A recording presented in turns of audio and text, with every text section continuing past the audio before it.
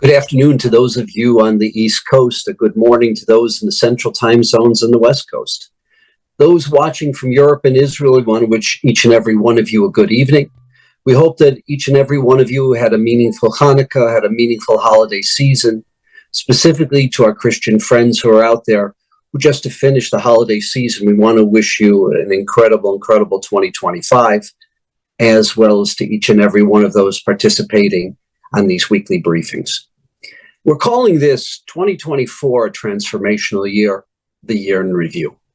And our goal this afternoon is essentially twofold: to take a step back and look at what's happened over the course of the past year on a strategic global level, and specifically then in stage two of this talk, in stage two of our briefing as we discuss, is to take a look at the soldiers, their needs, what's happened over 2024, and looking forward not only into 2025, but looking forward the next 3-4 years, what we'll need to do to support these incredibly young men and young women. So going back to the strategic level, going back to the global level, we've said this many times on our briefings, and we need to say it again. What these young men and young women, what we call the men and women of the IDF, who are they? Those are the regular, what's known as Sadir, the men and women who are in there for 3 years, 2 years and 8 months if you're a man, 2 years and 4 months if you're a woman. Joined initially by over 300,000 reservists, people between the ages of 22 and 50. The majority of those reservists probably in the range of 22 to 36. They joined. Right now, we don't have numbers because they're classified, but we can speculate there's close to 100,000 men and women still out there. Some of them are in the Jordan Valley preventing Iranian equipment and weapons getting through to Hamas and to PIJ in Judea and Samaria. Some of them are on the Syrian border right now. It's a cold winter. They're on the Syrian border, making sure that the Islamists who overthrew Assad keep to where they are, and that is Syria, and don't try to break through and do what Hamas did on October 7th, 2023, that they don't do that into the Golan Heights. They don't do that into any of the areas, Katsrin, the other communities in the Golan Heights, the Hermon mountain range. So you've got many Israeli soldiers making sure that doesn't happen. Right now as well, you've got reservists still in Lebanon, demolishing, as they did this past week, weapons depots of very powerful rockets and missiles that can be used against civilian communities, against civilian cities and towns throughout Israel. And of course, you've got soldiers in Gaza. And tragically, over this past week, over the week of Hanukkah, we lost soldiers in battles in northern Gaza. Hamas is no longer a military operation, but Hamas is a terrorist organization, unfortunately, is still alive and well. And as we've seen this past week, they use hospitals, they use civilian populations, they use safe areas to do their dastardly deeds, to send rockets into Israel, to terrorize not only their own population, but to use that as an opportunity to murder the Israeli soldiers. Well, that's what we are dealing with.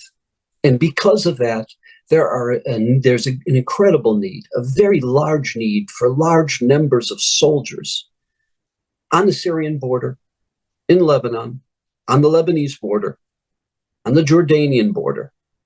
Of course, what's known as Otef Gaza, the northern border of the Gaza Strip and the eastern border of the Gaza Strip. Not to mention to be in Judea and Samaria, where as a function of the dysfunction of the PA, the failure of the PA to maintain law and order, you have terrorist organizations that are operating. And it's the soldiers there over the course of the past 15 months who have eliminated over 600 terrorists in that area. It's the soldiers there who have arrested over 6,000 terrorists in that area that have kept a relative peace and calm, a very significant peace and calm for those living in Israel proper and those living, the hundreds of thousands who live in Judea and Samaria, in the heartland of what Christians and Jews have known as Israel throughout the last numbers of thousands of years. Now, in a post-1967 world, there's been a return of Jews and Jewish communities to the heartland of the nation, that area of Judea and Samaria. And the reality is the IDF has kept very, very significant terrorist organizations at bay, in check, over the last 15 months. That is the case. But that has come at a price. It's come at a price of well over 800 soldiers who have lost their lives. It's come at a price of over 200 new orphans in this war. I apologize, widows in this war. We have over 600 brand new orphans in this war. We have 2,000 siblings who have lost an older brother or sister. It's over 800 families that have buried a child. And it's very challenging. When they get that knock on the door, and next week we hope to have as our guest Michal Hershkovitz, backed by your request, by popular demand, someone who served for 17 years as a casualty officer. When that knock comes on the door, their life has changed forever. It will never, ever be the same. And they've paid that price, not to mention thousands of soldiers who have been injured. The great news is that relative to the previous war in 2006, when 15% of any soldier who was hit died of their wounds, the numbers that we have today are 6.5%. The IDF has, in terms of the helmets, in terms of the Cavalier vests, in terms of the equipments they give, in terms of the extraction that they give, in terms of the $40 million of equipment that we've donated to help with the extractions, to help with the immediate wounded before they even make it to the hospital, we've cut the death rate in half. There's something known in medicine as the golden hour. That's the first 60 minutes from the time someone is wounded. And that golden hour, and we can thank groups like 669 who have been involved in the extraction. We can thank each and every one of you in terms of your donation of those off-road 4x4 military ambulances. We can thank you with the tourniquets that you've provided. The kind of sophisticated tourniquets with the chemicals that create clotting factors, that normally don't happen in the biology of a human being. These kind of support, we've saved lives. But we've got to realize we have many, many young men, many, many young women. They've lost limbs. We'll talk later in this program about the impact of the PTSD, which is far worse in terms of its threat and challenge to a country, to the lives of the soldiers, than even the physical ones. We'll talk about that later. But what they've accomplished with this huge sacrifice, with this horrific sacrifice, what they've accomplished, we mentioned, of the 24 battalions in Gaza, none of them are operational and functional. They've eliminated 24 battalions of Hamas. It's true that Sinwar, Yahya Sinwar's brother, Muhammad Sinwar, is still calling the shots and is still perpetrating horrific evil. But outside of Muhammad Sinwar, the leadership of Hamas has been eliminated. The leadership of Hezbollah has been eliminated, not just the top leadership, the second-rate leadership, the third-level leadership. Stories are coming out in foreign press of the kind of intelligence that enabled Israel to find, to strike, and eliminate people who for 3 decades have been preparing evil, have been preparing an attack, a conquest of northern Israel, the abduction of civilians, the slaughter of innocent civilians. And that didn't happen. With Iran as its banker, with Iran as its funder, with Iran as its primary support, Hezbollah has been building up an arsenal of 170,000 rockets. So yes, 8,000 to 10,000 of those were used over 11 months. But when the Hezbollah war started in September, and it lasted through November, there's been an elimination of 85% of those rockets, of those launchers. There's been an elimination of over 80 to 85% of these killer drones, of these UAVs and drones that could attack and cause as much damage in many cases as a rocket. And as we said, there's been an elimination of the senior leadership. That happened over the course of 10 weeks. And what that accomplished, and now with the cleanup, each and every one of these homes that, quote unquote, was being inhabited by civilians, each and every one of these homes that were built on the Israeli border, in broad daylight, in front of the UN, the UNIFIL peacekeeping forces, these homes have been eliminated. The weapons have been taken back to Israel. Many of the weapons have been blown up and destroyed.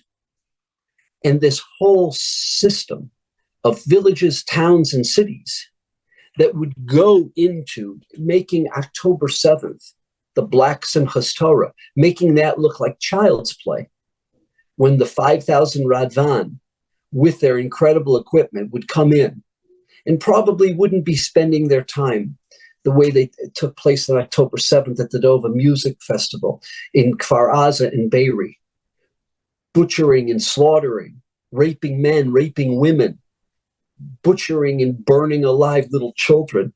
They probably wouldn't have been focused on that.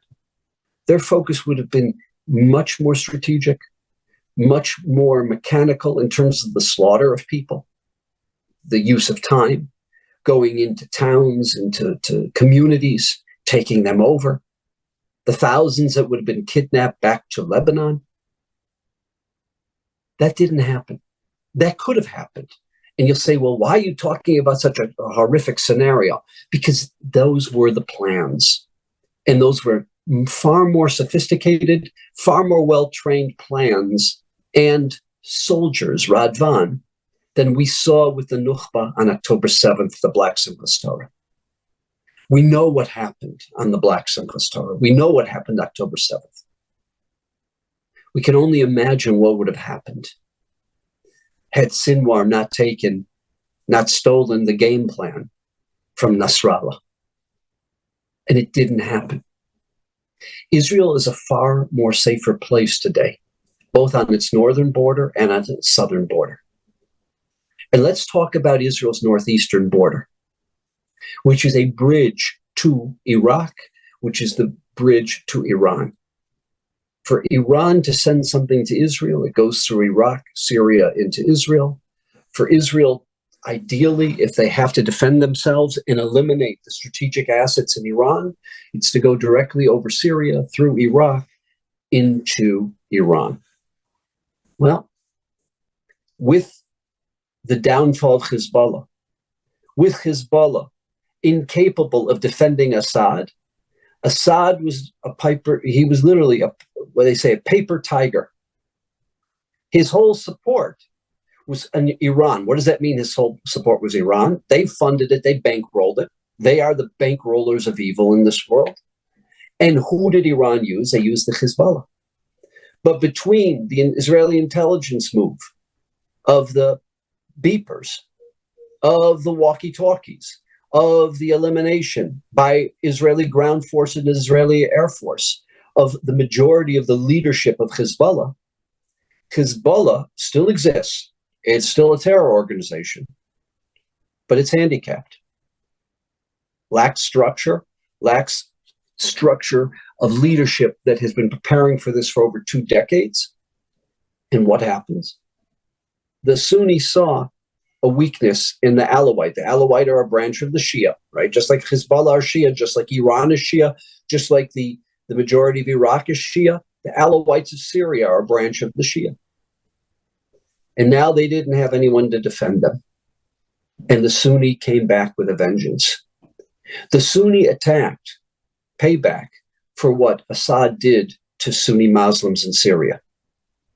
The very chemical weapons that he used on his population. Assad, with the help of Iran and Hezbollah, murdered 500,000 Muslims. 500,000 of Sunni Muslims were killed in that war. 11 million Sunni Muslims became refugees. The third largest city in Jordan is a Sunni Muslim refugee camp. Lebanon, filled with Syrian Sunni Muslim refugees. The one that has the most is Turkey. Turkey. And the Turks, they hate Arabs. They look down on Arabs. They have no respect for Arabs. The Turks had cities of Sunni Muslim Syrian refugees, not to mention many countries throughout Europe. You go to Idaho, okay, look at who's working right now in Chobani. Those of you who eat Chobani yogurt, those are Sunni Muslim Syrian refugees all over the world, 11 million of them, okay? Well, that changed. Everything changed with the downfall of Hezbollah. And the Sunnis saw a chance for vengeance. And in no time, they took over Homs, Aleppo, Damascus. Assad fled with his family. His soldiers didn't even put up a fight. They gave up. And the country is no longer under the control of the Alawite Shia. It is now under the control of some very vicious, very strong, very capable, and very evil Sunni terrorist groups. But Syria is now a Sunni country. It is not part of Iran's axis of evil. And the ring of fire again gets snuffed out. The way that it was snuffed out in Gaza, the way it's been snuffed out in Judea and Samaria, the way it's been snuffed out in Lebanon, it's snuffed out in Syria.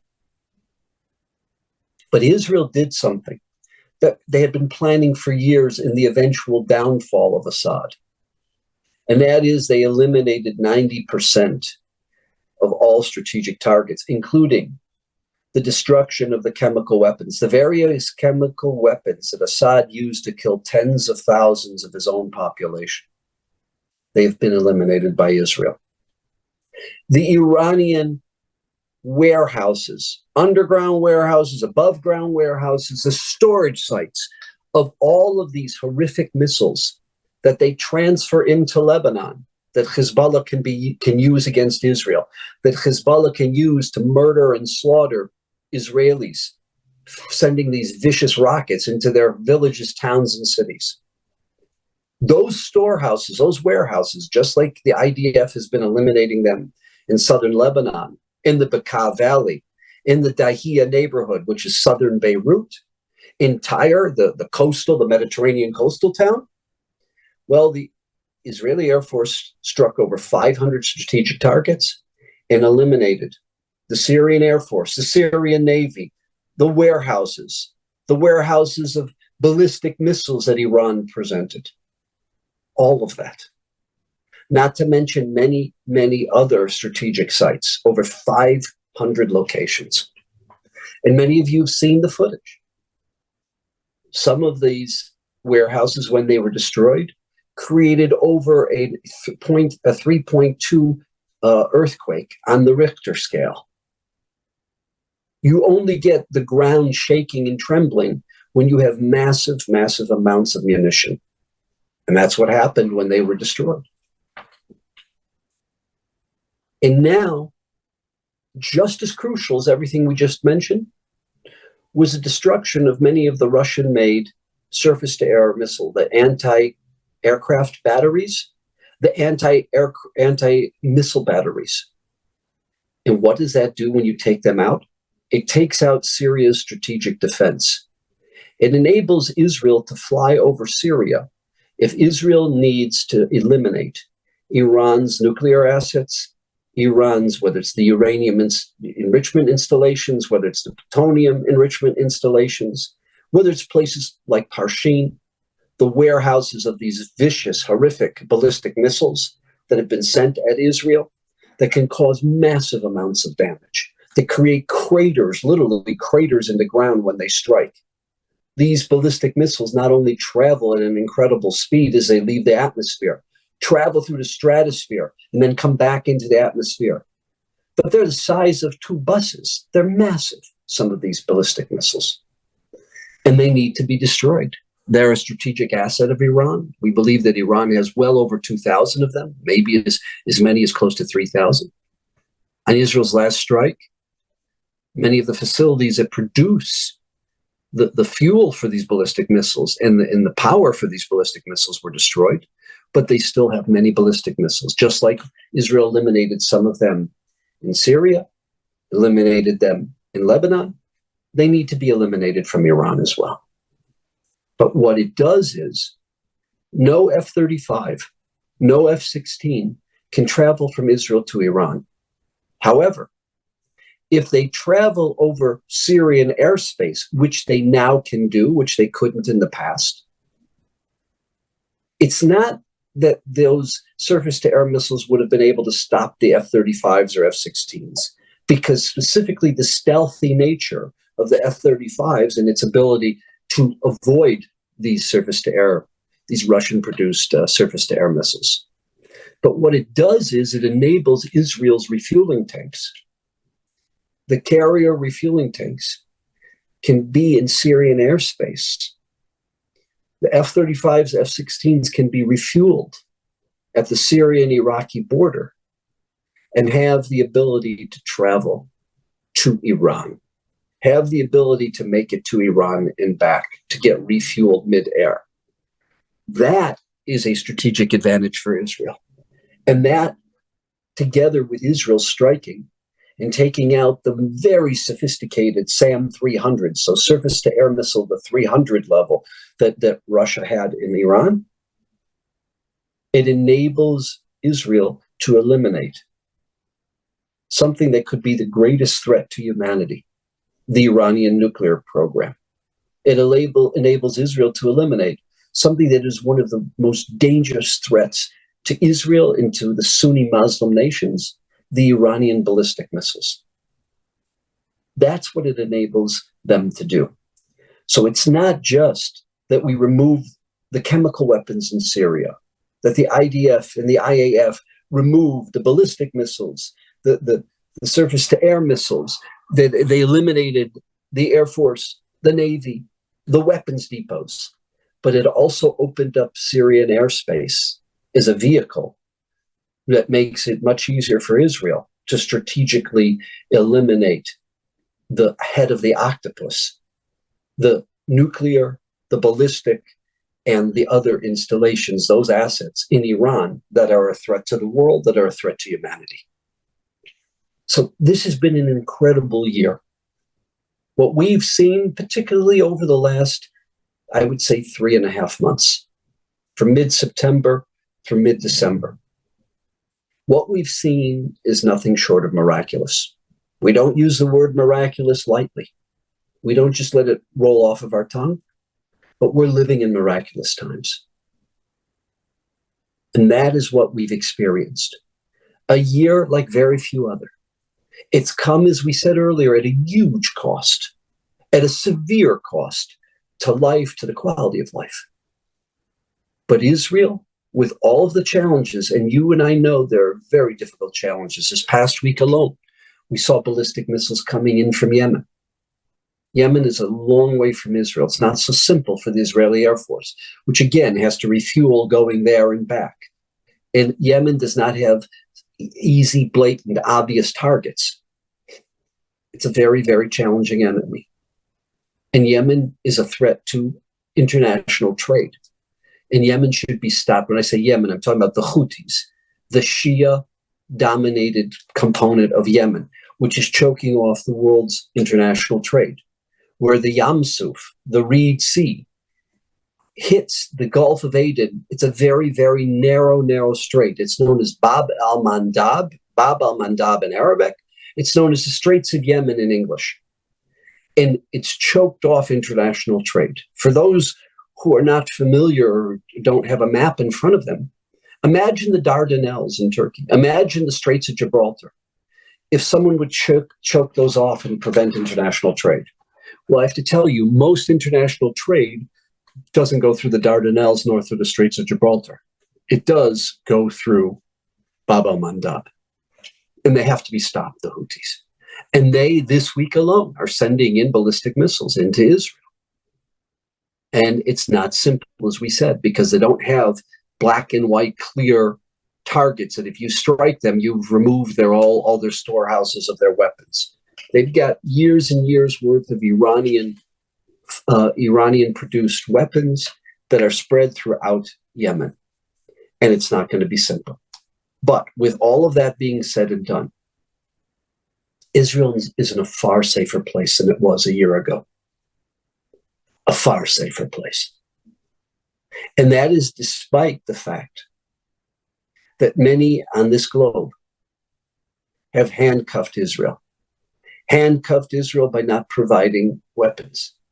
Handcuffed Israel by not providing spare parts. Handcuffed Israel by using lawfare against them in The Hague, in other parts of the globe, in the United Nations in New York. The very countries that behind closed doors are begging the United States to take the handcuffs off of Israel, to fund Israel, to give them the spare parts, to give them the weapons needed to eliminate once and for all Hamas, to eliminate once and for all Hezbollah and not let them come back and not let them rebuild. But publicly, these countries, I'm talking about the Sunni Arab nations, many of them are Arab nations that don't have official contacts with Israel, official relations with Israel, but are working behind the scenes with Israel. After poisoning their population for 80 years, to hate Israel, to hate Jews, to despise Jews, taking every vicious statement out of the Quran and portraying Israel and Jews that way, they can't publicly come and support Israel. So they do it privately. They do it behind closed doors. They do it in individual meetings with American officials. But they are, even despite their vote in the UN, despite their public statements, they're begging America to take the handcuffs off of Israel because they know Israel's the only one who are going to defend them against the hegemonic Shia caliphate based in Iran. And we've seen this happen. Yes, it's hypocrisy. Yes, it's disingenuous. Yes, it's not something that any human being would respect, that you say one thing privately, you say another thing publicly. But the reality is 10 years ago, we would have never seen that. I don't want to say 10, 15 years ago, we would not have seen that. And today they're tripping. The Sunni Arab Muslim nations are tripping over each other, begging America and begging the West to not take the hand, to please remove the handcuffs and let Israel finish the job. And we're seeing that on a daily level. Now, I want to go into the other phase of this discussion, and that is the soldiers. And I speak to you now after we have spent the last 15 months on a daily level raising funds for the needs of the soldiers. The needs are not getting less. The needs are not getting easier. The needs and the severity of the needs are getting greater. What do I mean by that? So at the beginning of the war, the needs were the emergency medical equipment. And we have funded over $40 million of that. There were various needs from providing, health material, talking about tourniquets and gauzes and bandages when the soldiers went to Gaza, when they went to Lebanon and to fight Hezbollah, those on the Syrian border, those on the Jordanian border. We know all of that, and we've been funding all of that.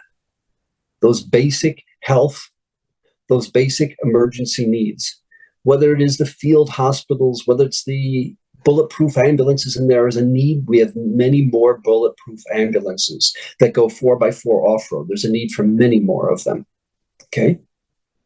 The Army is asking for more.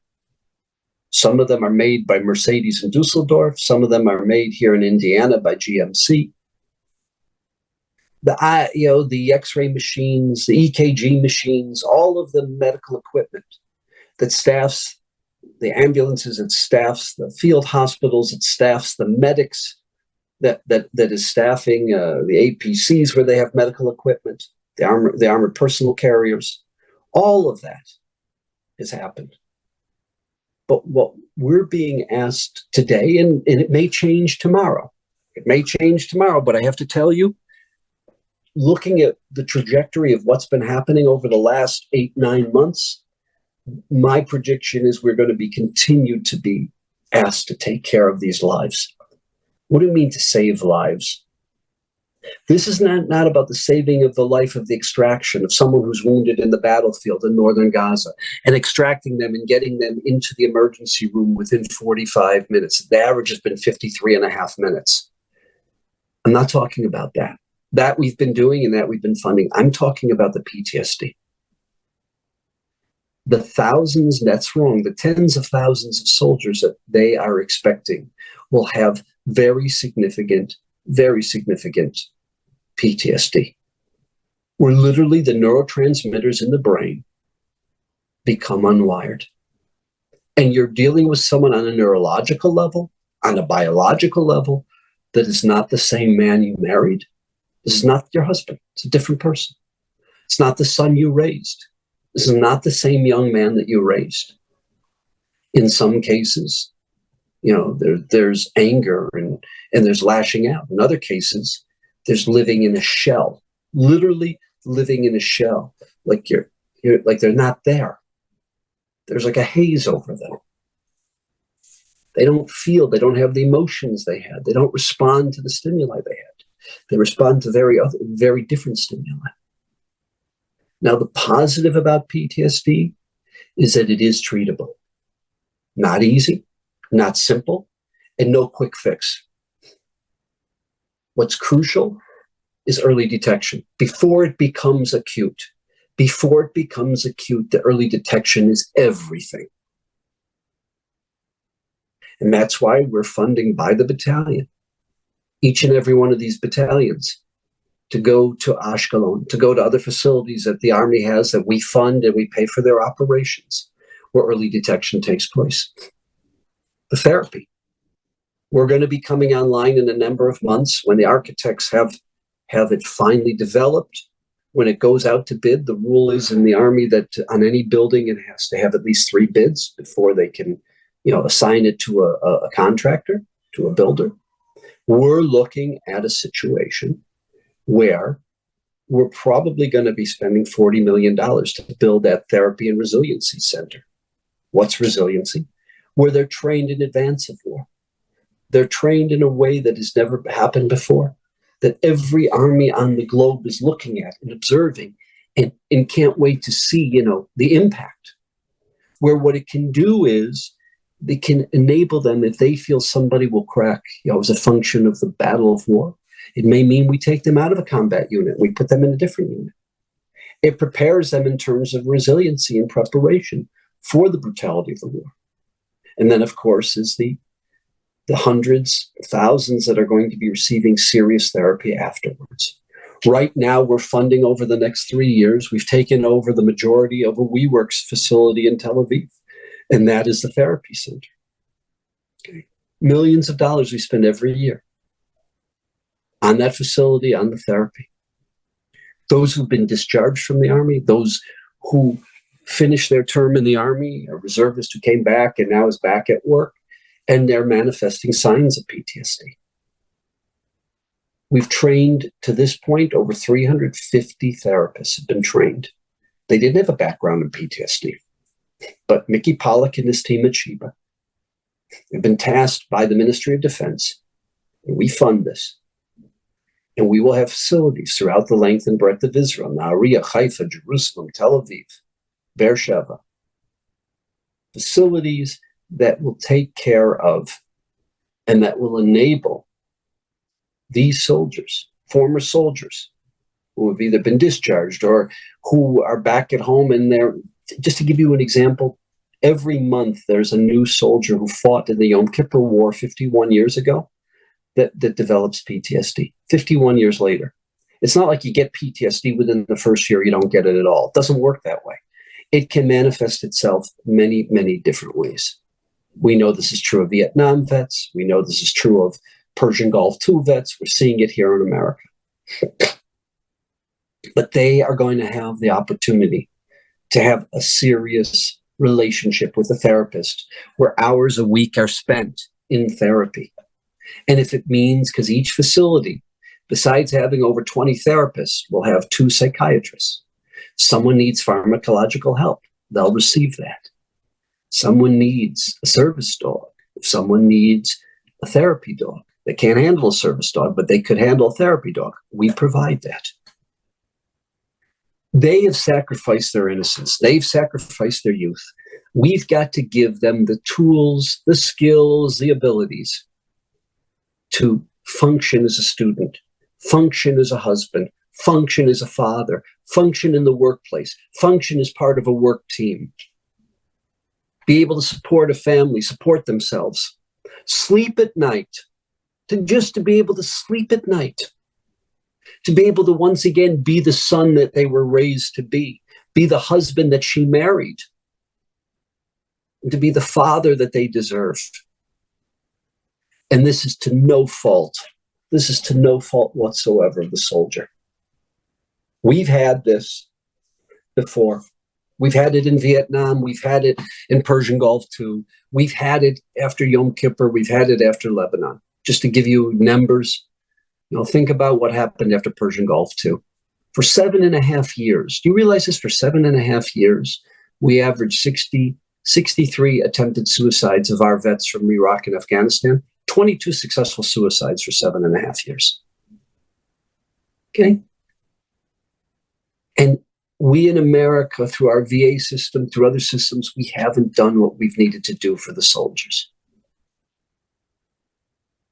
We've committed over $117 million, and I'm sure it's only going to grow. And we will take care of these soldiers. And the other component, I've left out some, but this one component I need to mention. We want to thank Stephen Cohn, who's become a partner with us. He's partnered together with FIDF at the request of the Ministry of Defense, where these Cohn Veteran Networks, CVN, Cohn Veteran Network, these centers, we're opening up, just like we have 23 of them in America. We're starting with 2, and we probably will have more. 1 in central Israel, 1 in northern Israel. So the families in which the veteran lives, the home in which they live, that veteran will get care. That veteran will be serviced. Okay? Not only will the veteran be serviced, but the families will be serviced. The families will get the therapy they need. The families will get the skills that they need. No one is trained. No one learns how to deal with a loved one suffering from PTSD. And the families who are the front line of support need to support themselves. I want to go back to the more than 200 brand new widows, the more than 600 brand new orphans, the more than 2,000 younger siblings that we at FIDF are funding, are supporting, are looking after. And the widows do get a subsidy from the government. And it is per child. I want to make that very clear. But the Ministry of Defense has tasked us and asked us to fund a number of programs. Some of them are financial, where we support the families. Some of them are taking them for therapy as groups, as micro-demographics. And we've spent a number of our briefings discussing that. But $27 million from multiple programs, whether it's programs taking the families to Cyprus, whether it's taking the kids here to the United States on the Legacy program that we run every summer, whether it is taking the kids in the summer to summer camp in Israel, or to a basketball practice or judo practice or music class, whether it is the group therapy, whether it is the creating of networks, and we can't underestimate this enough. Most of these programs, the goal is to create a network. I always use the analogy of the Holocaust survivors. What happened?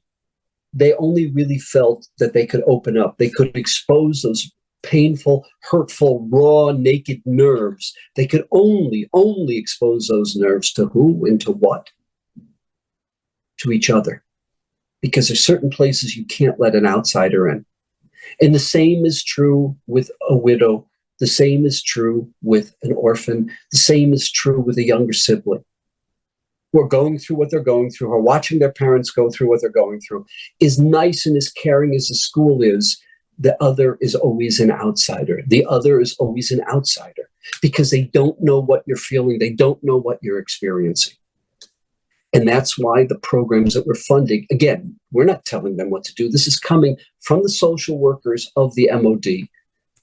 And these are the kind of things we're doing. All of you know, I've spoken about it, that we are the GI Bill. We are funding for the soldiers of this war. If they come from a poor or lower middle class family, we're funding their education, their university education, their job training. If they're not university students, we're funding their high school diploma. We administer the university program. working with all of the universities and colleges in Israel. They choose the college, they get accepted, we fund it. We make sure that they have a very good chance of graduating. You understand that 82% of all Israeli students who enter university graduate. Our program, the Impact program, 96. Over the last 7 years, our track record is a 96% graduation rate. And these are kids coming from very often broken homes, from homes of poverty, lower middle class. And we're making sure they have the support, they get the support they need to graduate. And remember one thing, Israel's a European model. When you go to school, it's not like you're going for 4 years of undergrad, then graduate school. Your college is medical school, it's law school, it's engineering school, it's nursing school. And this is what we're providing. 14 different transformational educational programs. And I want to share with you, the poverty in Israel, the economy has taken a huge hit. Look, we know that the grandchildren of today's Israelis will be paying off this war. It is a huge burden. We are very optimistic about the Israeli economy having a bounce back because there's no human capital like the intellectual capital, like the spiritual capital of the Israeli people. And the economy will bounce back as a function of that. Will it be hit the high days, the great days of 4 years ago, of 3 years ago, you know, when the startups did exceedingly well coming out of COVID, when the technology companies did incredibly well? I don't know. Will Israel be a leader in artificial intelligence? Yes, they will, because they have incredible human capital, intellectual capital. But that's not everyone, and that's not everyone in Israeli society.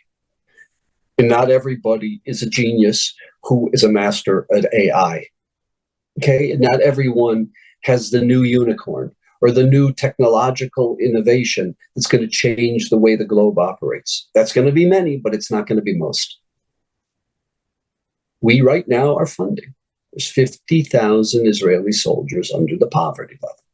Different forms of poverty level. In America, it's one thing, it's called poverty. In Israel, there are gradations of poverty. But I'm telling you, we're supporting 50,000 of them. And we're looking to you. We're looking to our partners who want to support a brigade, who want to support a battalion, whether it is funding the poor soldiers or whether it is funding the retreats where they're doing assessments for PTSD. Because we're taking on both for the battalions and the brigades. And we're looking for your help. What I'm trying to say is that as the war starts, and it hasn't, there are so many soldiers on the Syrian border, in Lebanon, on the Gaza border, in Gaza, on the Jordanian border. But as some of these soldiers start to go back to work, go back to school, as the reservists start to come back home, we are looking for your support because our responsibilities will only grow. They're not going to get lighter. They're only going to grow. And we've seen that. We've seen that by the weekly requests coming in from both the Army and the Ministry of Defense. You'll ask, well, what's the difference between the IDF and the Ministry of Defense? The IDF is responsible for a man or a woman from the day they draft till the day they leave. They're discharged. That's the IDF. The Ministry of Defense is responsible before, during, and after, particularly after. Whether that's the bereaved families, whether it's the wounded soldiers, whether it's those who suffer from PTSD or those who suffer physically. That's the job of the Ministry of Defense. And we have been there and we will continue to be there for the IDF and the MOD. They are our partners, and we make sure that that those soldiers have every chance possible to live the rest of their life in as healthy, as meaningful, and as dynamic a way possible. And if that means we have to help them with their education, if it means we have to help with their welfare, if it means we have to help with their well-being, with their spiritual needs, with their intellectual needs, with their physical needs, with their psychological, emotional needs, whatever it is, we're there. That's who friends of the IDF are. We appreciate, we understand that their sacrifice is not a sacrifice for Israel, not a sacrifice for Jews. This is a sacrifice that has enabled Sunni Islam to survive a hegemonic Shia caliphate. And it's a sacrifice that, although not appreciated, is what will enable Western civilization to continue, which will enable Christian Europe and Christian America and Canada to continue, because that is the ultimate goal. The ultimate goal of Iran and its 8 proxies, the Shia Islamic hegemonic caliphate, their ultimate goal is the downfall of Christianity, the downfall of Western civilization. That is who they deem as the great Satan. That is their ultimate target. Who's in their way? Who stands in their way? The young men and women of the IDF, the young men and women of the Israeli Air Force. That's who stands in their way. And they're on the front line. They're on the front line of humanity. We respect them, we cherish them, and we will be there to help them to live a quality of life as citizens, as civilians, as a transition from the army. While they're in the army, we'll take care of their spiritual needs, their health needs, their psychological needs, their welfare needs. We're not a military organization. That's not what we're being tasked to do. We're being tasked to take care of their emotional needs, their physical needs, their spiritual needs, their educational needs. And we are there for them. And we will continue to be for them. We are there for them, and we will continue to be there for them throughout the duration of their life. That's who Friends of the IDF is. And this is just a small glimpse into what's happened on a global level, on a strategic level, in terms of what we've done, in terms of the needs. And we thank you. We thank you for looking after these soldiers. We thank you for looking after these modern-day Maccabees, because these modern-day Maccabees are ultimately what's enabling the rest of us to lead a life of decency, to lead a life of morality, and that the world will not be taken over by corruption, by perversion, but the world hopefully will be a world of justice, of truth, not of manipulation of the facts, not of the support of genocidal, hegemonic, sick movements that want to rape, want to destroy, that burn children alive, but that the world will be a world of decency, of morality. The world will live by God's standard of what is the definition of truth, what's the definition of morality, what's the definition of kindness. And that's not something that's guaranteed. But I'll tell you who's on the front line doing everything they can to make sure that we have a world of decency. That's the men and women of the IDF.